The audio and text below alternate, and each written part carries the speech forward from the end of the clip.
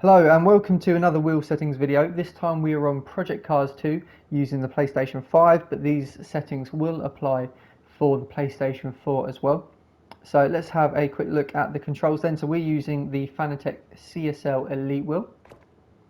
So in configuration, we've got the steering dead zone at 0, sensitivity at 50, the dead zone at 0 for throttle sensitivity at 50, brake dead zone at 0, brake sensitivity at 50, clutch dead zone 0, clutch sensitivity 50, and then speed sensitivity at 0.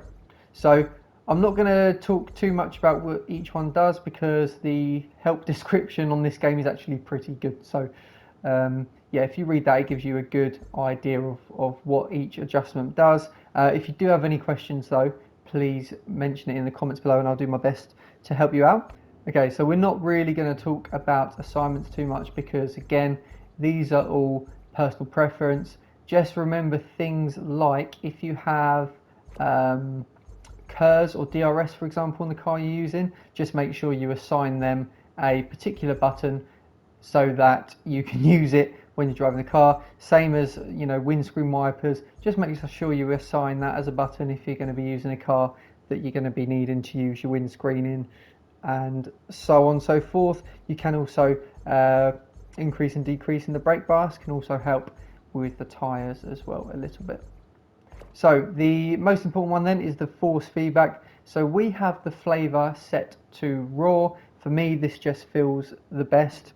We've got the gain on 80, the volume on 50, the tone on 50, and the FX on 45. Again, I'm not going to explain too much what each one does because the help box on the right hand side gives you a very good idea of what adjustments to each one makes.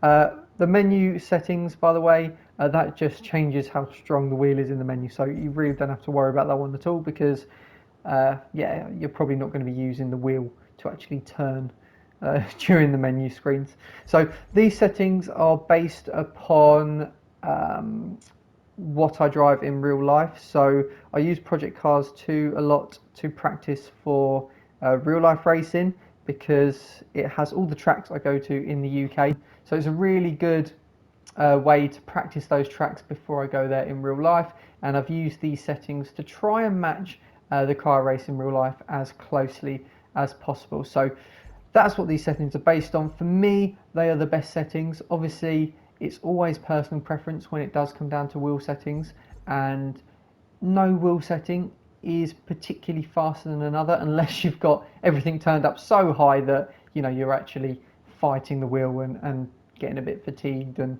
you know, it's just a little bit too difficult. So I'd always say, you know, in real life, a lot of cars have power steering. Unless you're driving a car without power steering, you don't need the, you know, the volume, for example, turned up on full. You don't want to be fighting the wheel too much. It should still be quite comfortable to turn.